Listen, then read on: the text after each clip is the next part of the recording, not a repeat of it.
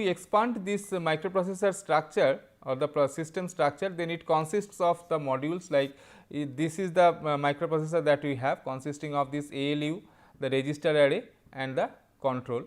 Then we have got this memory and IO. So, that are the other parts that we will have in the system, and they are connected by means of some bus. So, which is known as the system bus. So, through this system bus, this processor or the microprocessor will talk to the memory, it will also talk to the input output devices. Now, under this we will have this memory. We will first look into this memory, the part that we have, and memory is nothing but a storage. So, it stores information such as instructions and data in binary format, and it provides information to the microprocessor whenever it is needed. So, this is basically some storage that we have, and as I have said that when we compile a program and then load it into the memory. So, this memory is holding that program. So, like that it is a storage part. So, memory is we talk about memory as a subsystem, and in this subsystem we have got registers, ROM and RAM. So, registers are part of the CPU. So, that is inside the microprocessor, but this ROM and RAM, so they are outside the microprocessor and they are as separate chips. Okay. So, they microprocessor actually talks to this ROM and RAM by means of that system bus that we have seen. But from the angle of storage, so all these modules, registers, ROM and RAM, so they are storing some information. So, we will put them under a broad heading of memory subsystem. So, in the memory subsystem all these information are stored, and then it can get the information, the processor can get the information from that part. So, next we will be talking about an important concept which is known as memory map and address. So, as I have said that a memory is nothing but some storage. So, if this is the storage, then there are two questions to be answered, like how are you storing information there. So, I have said that this is in terms of zeros and ones. So, these are the individual locations that I have, individual rows that I have of zeros and ones. So, how many rows are there and how many columns? So, I can say my question is how many rows and how many columns. So, in individual column, so this may be storing the bit pattern 10 10 10 like that. Okay. So, these are the columns. So, this is the first column, this is the second column, this is the third column like that. Similarly, so these are the columns C1, C2, C3 etc., and these are the rows. So, this is the row 1, this is row 2. Okay. So, like that. So, whenever I am trying to access this memory, so it is always done in terms of rows.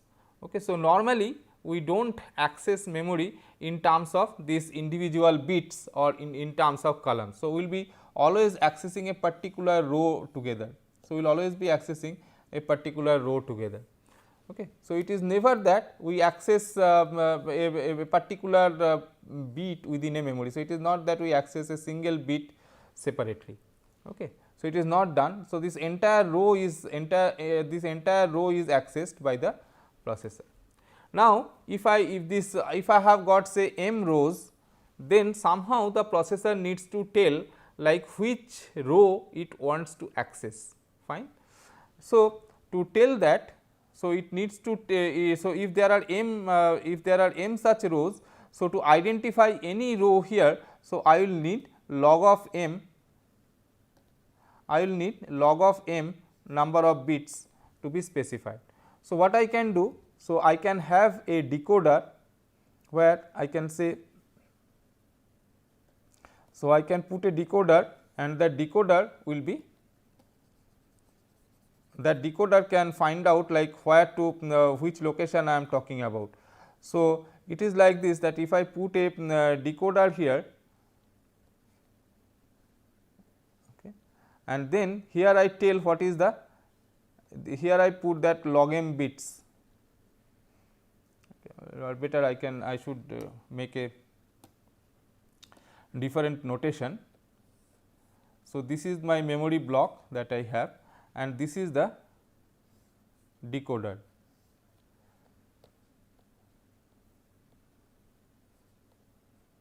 So, here I am feeding log m number of bits.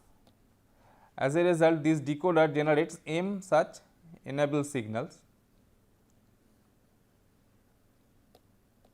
It generates m such enable signals, and depending upon the value that I have given here. So, one of these lines will be enabled and rest are all disabled. So, it may be that it has enabled it has put this line as 1 and all these lines are at 0. As a result, so this particular row of the memory will be accessed. So, if we look into a memory chip, then we have got these log m lines coming as input, one input, and this is commonly known as the address lines. So, in the address lines you need to tell which row you want to access, and as I have said that all these location, all these bits, so they are available at the output of this memory chip. So, that this is output. So, if this is if the number of columns here is n, the number of columns here is n, then at this point I get an n bit output, and this n bit output. So, they are known as the data lines, they are called data lines. Fine. Now, if it as we know that if it is a ROM, then I can put the I can give it address and I can tell it, I can give it the signal read. Accordingly, this content will be available here. On the other hand, if it is a RAM, then there are two controls, read and write. Now, if I am trying to read the content, then I will give the read signal, put the address here.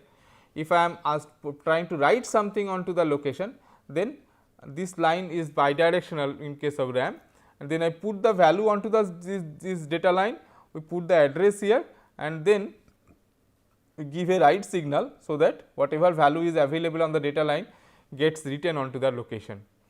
So, this way we this is the generic structure of a memory block. So, we can say that it is like this. It has got the address lines or A, it has got the data line or D, and it has got some control lines. So, so it has got this read and write controls, and also many of these memory chips. So, they will have some chip select signals CS, and there may be multiple such CS chip select signals, CS1, CS2 like that. Okay.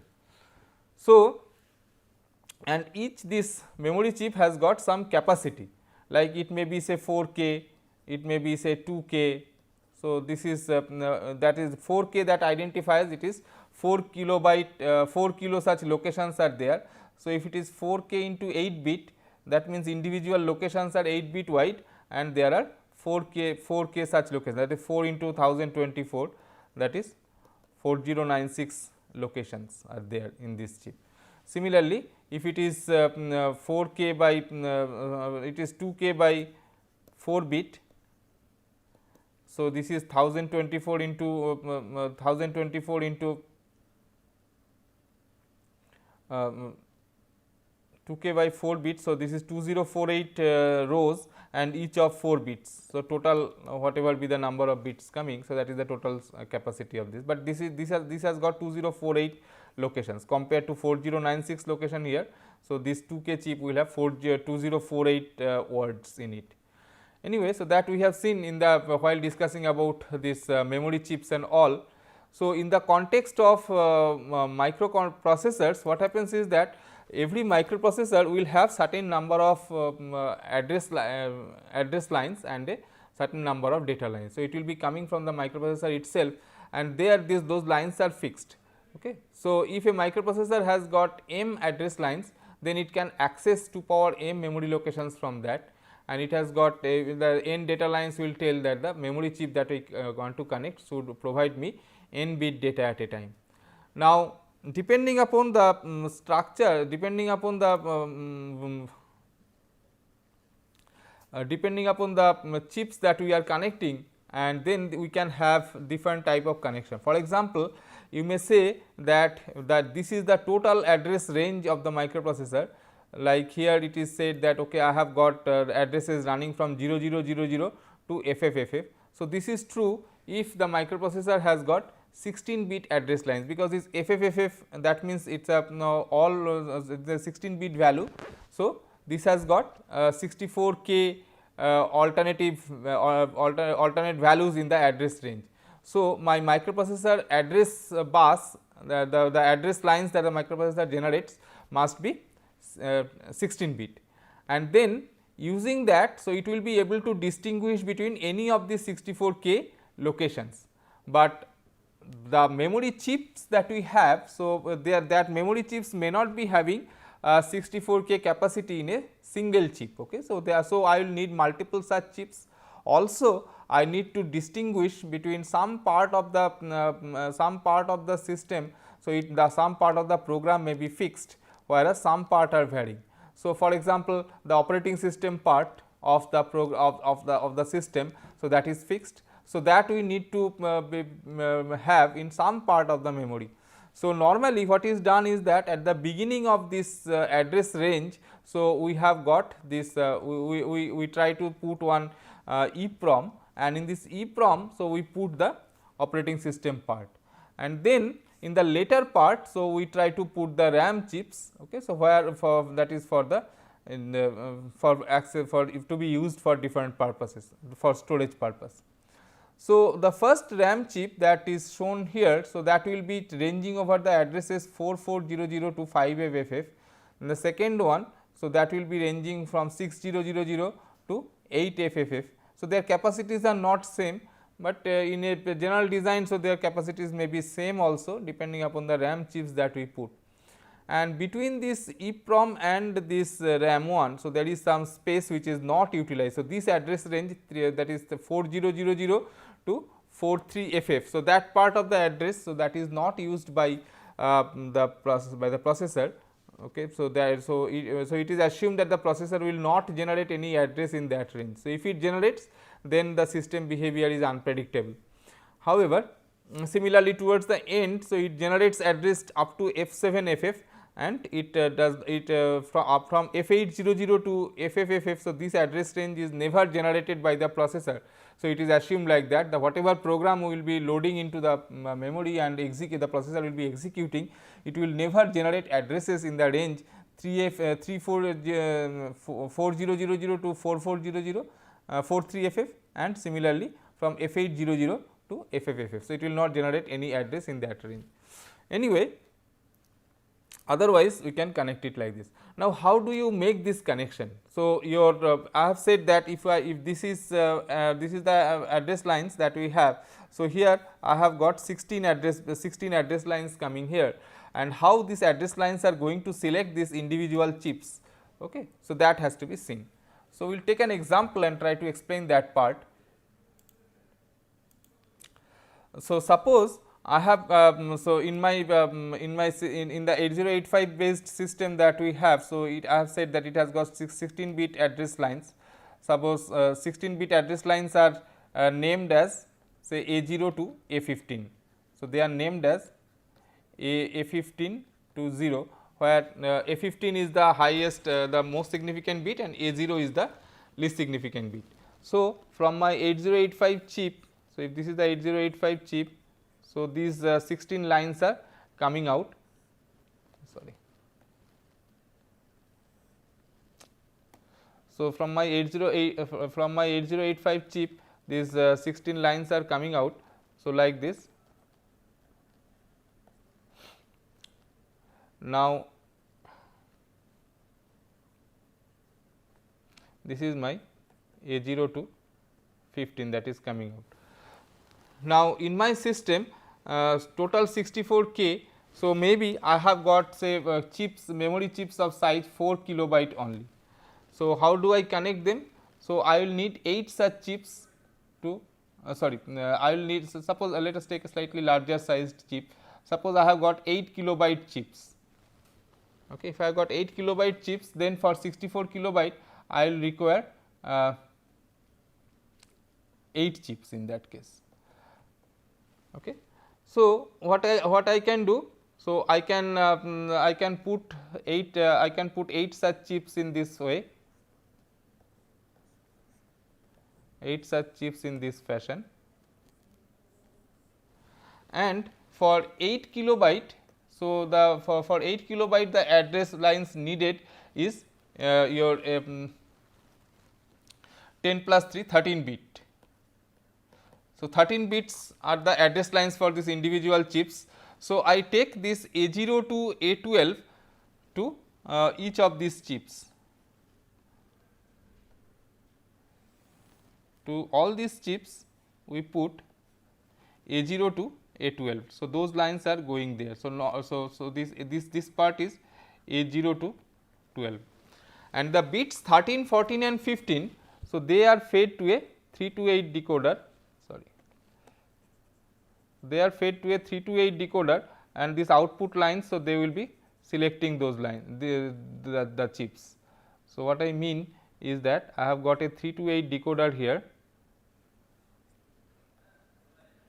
3 to 8 decoder. So, the lines A13, lines A13, A14 and A15, they come here, and this is so this first line goes to the first line goes to the chip select of the first chip, then the next line will go to the chip select of the next chip. So, like that. So, what I mean is this first line it goes to the chip select of the first chip, the second line goes to the chip select of the second chip, third line goes to the chip select of the third chip. So, this way the last line will go to the chip select of the last chip. Then what will happen, any address that is produced. So, if it is in the range of 0 to 8k, first 8k, then this chip will be selected and this data will be coming out of this chip. Now, if I sort all these data lines together and feed it to the data line of the microprocessor, then this the location, the corresponding content of the corresponding location will be available to the 8085 onto the data line. Similarly, if the address generated is between 8k and 16k, so then this chip will get selected and this chip will provide the data. Okay. So, via this chip select line, so it is ensuring that. Now, what can happen is that many a times I do not need so many chips. Okay. So, that is I do not so in this previous example, the memory that we connected was also 64 kilobyte in size. Now, it may so happen that in my system I need only 32 kilobyte, I do not need others. Then if I have got say 8 kilobyte chips, so I will take these 4 such chips, and they will be getting the lines, address lines A0 to A12 as we have seen previously. So, they will be getting the lines A0 to A12. Now, for differentiating between 4 chips, so I will need a decoder which is a 2 to 4 decoder. This is a 2 to 4 decoder. So, this decoder it will get the lines A13 and A14 from the microprocessor address lines, and then it will be generating the chip select signals for them. They will be generating the chip select signals for the individual chips, memory chips. Now, so what happens for the address range, for the addresses in the range which is more than this 32k. So, here it is implicitly assumed that we have got this A13. So, the bit A15 is taken as 0, and this is the size A14 to A0. So, that will determine what we are going to, which chip we are going to access. Similarly, this A15, if this A15 is equal to 1, then also if you give some value, so A14 to A0. Now, suppose these two contents are same. So, this content and this content are same. So, you can understand that since this whole design that we have done, it is independent of the bit A15. So, in both the cases it will access the same location. So, it will access, if the address range A14 to A0 is such that it falls into this chip, then in both the cases A15 equal to 0 and A15 equal to 1, it will be accessing the same chip. So, this phenomena is known as memory folding. So, this is known as memory folding, that is for the same for different locations. So, if it is different addresses, it is accessing the same memory location. So, this may or may not be desirable. So, in some systems, so if the memory folding is there, so I cannot expand the system, because now I cannot put further chips here, because the pin A15 has not been used at all. And if you can say that, so how to stop this folding? So, folding can be stopped. Many a times what happens is that this 224 decoder, so they have got some enable line, as we know. So, it has got an enable line. So, if it has got some enable, then we can use that enable line to stop this phenomena. Okay. So, we can put an inverter and connect the A15 line here. So, that means when this A15 equal to 0, then only this enable line will be equal to 1. As a result, this decoder output is enabled. Otherwise, this decoder will be in a tri-stated state. So, it will not be selecting any of these outputs, all the outputs will be in 0 state. Now, so none of the chips will get enabled. Now, if A15 equal to 0, then only this enable signal is high, as a result appropriate memory location will be selected.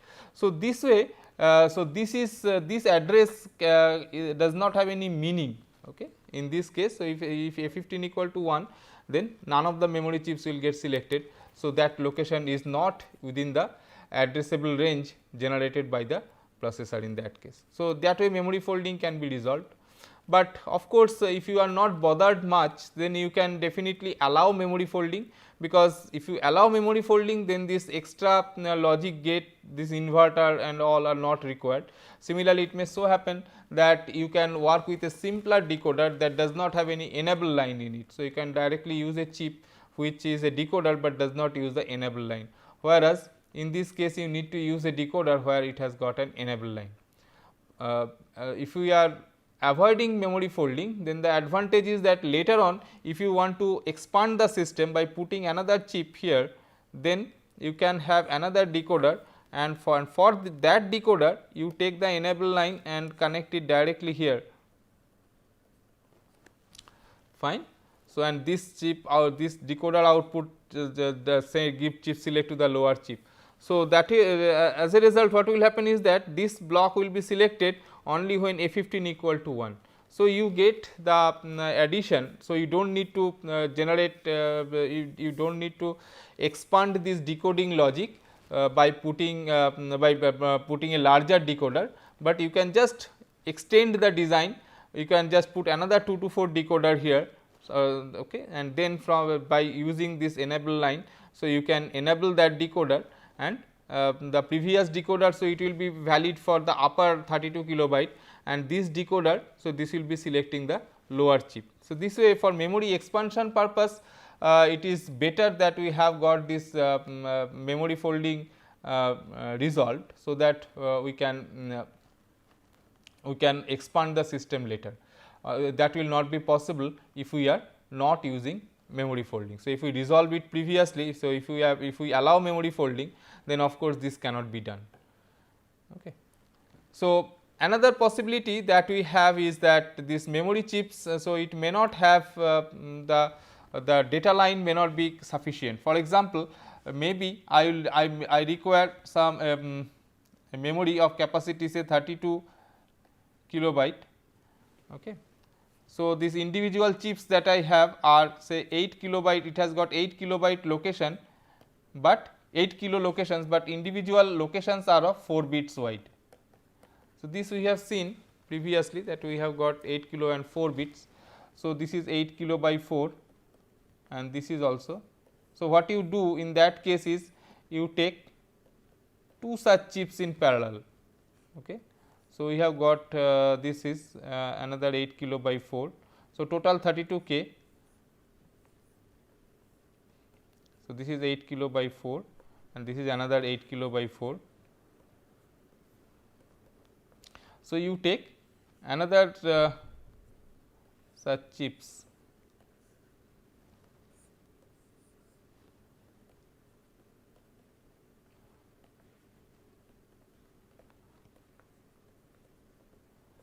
fine, and then from the processor side, okay, so this is a 8085, the address lines, then the decoding and all. So, this address lines A0 to so 8 K. So, A0 to A12. So, they go to individual chips. So, A0 to A12 is connected. So, we are making connections like that.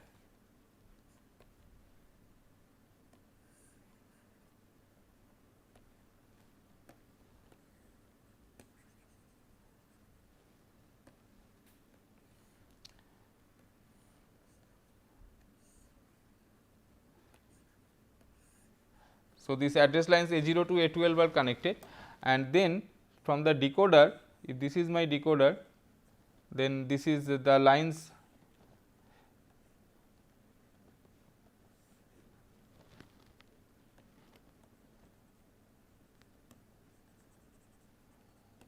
so if this is the decoder, then we have got the, so this is A0 to 12, A0 to A0 to A12. So, this is A13 and this is A14. So, they are, so from this I generate the decoder signal, and this chip select line goes to both the chips. Okay. So, this chip select line, it goes to both the chips which are in parallel. So, here this one, this next chip select line, it goes to both the chips which are in parallel, third one goes to both the chips in parallel, and the fourth one again goes to both the chips in parallel. So, what happens is that if this decoder is selecting one chip, so this is actually selecting a pair, and then for the address bus, what we do, if this is for the data bus, what we do is that this will give me 4 bits and this will give me 4 bits, and they will be connected to the 8 bit output. So, this is, suppose this is an 8 bit data bus or 8 bit data lines for the processor. So, first most significant 4 bits will be coming maybe from this memory, and the least significant 4 bits will be coming from this memory. So, these lines, so they will be connecting to the data line D0 to 3, and these lines they will be connecting to D4 through 7. So, everywhere it is like this. So, this is connecting D4 to 7 and this is connecting D0 to 3. So, this way we can make the other connections. So, this way you can make a memory system which is using the basic memory chips of different sizes as it is available, and then we can connect them in some fashion by means of this decoding logic from the processor to get the full memory system implemented.